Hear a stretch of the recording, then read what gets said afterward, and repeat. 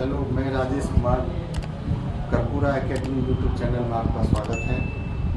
मैं कल संधि और संधि विच्छेद के कुछ भाग पार्ट 1 में बताया था। मैं उससे आगे अब आपको बताने जा रहा हूँ, जिसमें संधि का कुछ आपको रिवीजन भी हो जाएगा और फिर संधि विच्छेद शायद मैं उस वीडियो में नहीं बता पाया था। आज मैं आपको संधि विच्छेद के बारे में बताऊँगा और कुछ आंशिक रूप से संधि के जो प्रकार होते हैं उसकी भी जानकारी हम आपको देंगे अभी। तो जानते हैं जो संधि क्या होता है। तो कल जैसा कि मैंने बताया था, संधि का मतलब होता है जोड़ना। अब वहीं देखा जाए तो संधि विच्छेद का अर्थ होता है तोड़ना। संधि का मतलब होता है जोड़ना और संधि विच्छेद का मतलब क्या होता है तोड़ना। अब हम लोग संधि का जो कल हमने बताया था उसमें ये बता दिए थे हम जो दो या दो से अधिक वर्ग, लेकिन वहाँ थोड़ा सा मिस्टेक हुआ था। और आप ये जाने कि नहीं, सिर्फ दो वर्णों का योग होगा, दो निकटवर्ती वर्णों के परस्पर मेल से, दो निकटवर्ती वर्णों के परस्पर मेल से जो विकार यानी परिवर्तन होता है वो संधि कहलाता है। संधि क्या कहलाता है? तो दो निकटवर्ती वर्णों के परस्पर मेल। अब जो दो वर्ण मिलेंगे ना, और उसके बाद जो आएगा, जैसा कि मैंने पीछे बताया था आपको, जो दो वर्ण जब मिल जाते हैं आपस में, परस्पर उसका मेल होता है और उसके बाद जो परिवर्तन आता है वही हमारा संधि कहलाता है। जैसे देखते हैं देव जोड़ आलय देवालय, तो यहाँ देखिएगा दोनों आपस में जुटे हैं तो देवालय बन गया। महाजोड़ उदय महोदय, यहाँ भी दोनों का जोड़ना हो गया और उससे बना महोदय। तो दो वर्ण जुड़ते हैं इसमें। अब आते हैं संधि विच्छेद। तो मैंने पीछे भी अभी जानकारी दिया, जो संधि मतलब जोड़ना और संधि विच्छेद मतलब होता है तोड़ना। अब यहाँ कोई शब्द है उसको तोड़ा गया, कैसे वो जाने। संधि के नियमों द्वारा। अब जोड़ना और तोड़ने का बात जब आता है तो उसमें यह देखना है जो नियम से जोड़ना है, वो संधि के जो भी रूल है ना, उस रूल से आपको जोड़ना है या उस रूल से आपको तोड़ना है। आप किसी भी तरह से नहीं तोड़ सकते या किसी भी तरह से नहीं जोड़ सकते।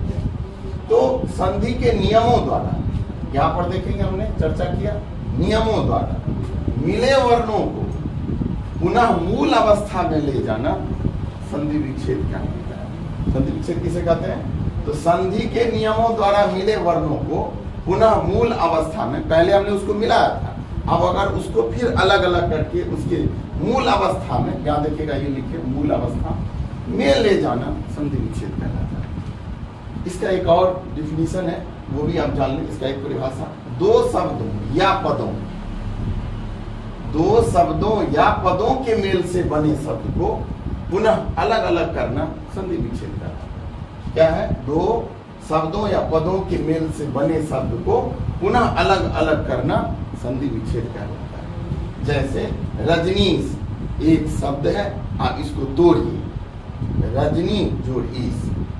अब महात्मा, तो महा जोड़ आत्मा, तो ये हो गया तोड़ना और यहाँ ये हो गया जोड़ना। देखिएगा जोड़ का चिन्ह है। तो संधि मतलब जोड़ना और संधि विच्छेद मतलब तोड़ना, उस जोड़े हुए शब्द को तोड़ देना है। अब हम लोग आते हैं संधि के प्रकार पर चर्चा। हमने संधि के बारे में बताया, संधि विच्छेद। अब हम आपको बताते हैं संधि के प्रकार। संधि कितने प्रकार? हिंदी व्याकरण में संधि के 3 प्रकार बताए गए, 3 भागों में से बांटा गया। पहला स्वर संधि, दूसरा व्यंजन संधि और तीसरा विसर्ग संधि। पहला क्या हो गया? स्वर संधि, दूसरा व्यंजन संधि और तीसरा क्या हो गया? विसर्ग संधि। संधि के 3 भेद, पहला स्वर संधि, दूसरा व्यंजन संधि और तीसरा विसर्ग संधि। अब उसके आगे अगर बढ़ते हैं तो स्वर संधि के भी 5 भेद।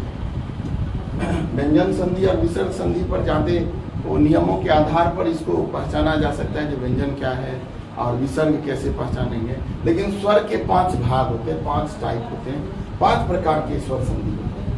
पहला उसमें आता है गुण स्वर संधि, दूसरा दीर्घ स्वर संधि, तीसरा वृद्धि स्वर संधि, चौथा यन स्वर संधि और 5वां अयादि स्वर संधि। स्वर संधि के कितने भाग? तो स्वर संधि के 5 भाग होते हैं। पहला गुण, दूसरा दीर्घ, तीसरा वृद्धि, चौथा यन और 5वां अयादि संधि। ये संधि के। अब हम लोग थोड़ा सा जानेंगे जो स्वर संधि किसे कहते हैं। तो जहां तक स्वर संधि के बारे में चर्चा है, दो स्वरों के मेल से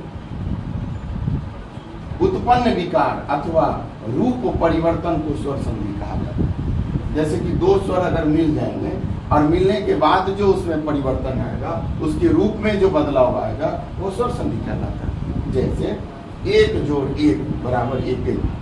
अब यहाँ पर एक क, तो अब यहाँ पर क्या हो जाएगा, इसमें क अ, तो अ हो गया और ए, तो अ + ए = ऐ, इसीलिए हो गया 1 + 1 = 1। यहाँ दोनों देखेगा अ और ए जो है वो स्वर वर्ण है। अब हम लोग आते हैं सदा + ए, सदे, तो यहाँ पर सदा आ + ए = ऐ, तो सदैव हो गया। ये भी हमारे कौन से संधि हो गया, स्वर। तो स्वर वर्ण जब दोनों मिले और उससे जो विकार उत्पन्न परिवर्तन हो गया ऐ, आ + ए = ऐ, तो ये हमारा हो गया स्वर संधि का पहचान। अब हम लोग आते हैं व्यंजन संधि। व्यंजन संधि में क्या दिया, व्यंजन के बाद स्वर या व्यंजन वर्ण आने से जो परिवर्तन होता है। इसमें व्यंजन के बाद क्या आने से, स्वर वर्ण या व्यंजन वर्ण आने से जो परिवर्तन होता है, या तो व्यंजन को स्वर से जोड़ा जाए या व्यंजन को व्यंजन से जोड़ा जाए, और उसके बाद जो परिवर्तन या विकार उसमें आएगा, बदलाव आएगा, वो व्यंजन संधि कहलाता है। जैसे वाक + ईस, वागीस, सत + जन, सज्जन, सम + से, संशय। अब एक व्यंजन संधि की पहचान के बारे में आपको बताते हैं। देखिएगा, जब भी व्यंजन संधि का विच्छेद होता है, व्यंजन संधि में किसी शब्द का अगर विच्छेद होगा तो उसका जो पहला पद होगा उसमें हलंत लगाना है। सामान्यतः रूल तो वैसे और है, जब हम आपको व्यंजन संधि का डिटेल बताएंगे तो वहां पर हम आपको जानकारी देंगे। इसके हलंत के बाद भी और कुछ रूल्स आते हैं, तो वो हम आपको जानकारी देंगे। अब देखिएगा, 2 हलंत लगा है और मो हलंत लगा। अगर प्रथम पद में हलंत लगा होगा, इसका मतलब वो हमारा हो गया व्यंजन संधि, इसका पहचान है। और स्वर संधि का क्या पहचान है, जो दोनों वर्ण स्वर ही रहेंगे। दोनों वर्ण क्या रहेंगे, स्वर, आ + ए, तो ऐ। इसी तरह से व्यंजन में क्या पहचान बताएं, उसमें हलंत होना चाहिए। अब हम लोग थोड़ा सा आगे आते हैं, विसर्ग संधि के बारे में आपको हम जानकारी दें। विसर्ग संधि किसे कहते हैं, तो विसर्ग के बाद स्वर या व्यंजन आने पर, विसर्ग के बाद स्वर या व्यंजन आने पर, यानी विसर्ग को स्वर से या व्यंजन से अगर जोड़ा जाता है या आने पर जो परिवर्तन हो जाए, विसर्ग के बाद स्वर या व्यंजन आने पर विसर्ग में जो परिवर्तन हो जाए या विकार उत्पन्न होता है, तो उसे विसर्ग संधि कहते हैं। जैसे मनः, ये विसर्ग हो गया, और उसके बाद योग, तो मनोयोग, निश्चय, तो निह + चय, तो यहाँ देखिएगा विसर्ग का चिन्ह लगा हुआ।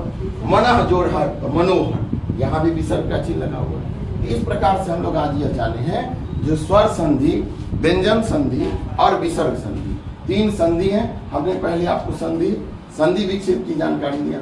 अब उसके बाद हमने संधि के प्रकार पढ़ा। मैं जब अगला वीडियो लेकर आऊंगा तो उसमें स्वर संधि का डिटेल जो 5 पार्ट है, कैसे हम समझेंगे। यह गुण स्वर संधि है, दीर्घ स्वर संधि है, वृद्धि स्वर संधि है, यन स्वर संधि है या अयादि स्वर संधि। इन चीजों की जानकारी हम अगले वीडियो में देंगे। और ज्यादा से ज्यादा आप लोग लाइक करें, और लाइक के साथ थोड़ा सा आप उसको सब्सक्राइब भी करें। इससे आपका वो हमारा चैनल बढ़ेगा, और इसमें हम नया वीडियो लेकर के तब आएंगे, और आपको हिंदी का लगभग व्याकरण का पूरा हम आपको इसमें वीडियो के तहत ला करके हम आपको देंगे। आप भी हमको बढ़ाइए, हम भी आपके लिए नए वीडियो में आपको व्याकरण की पूरी जानकारी देंगे। Thank you.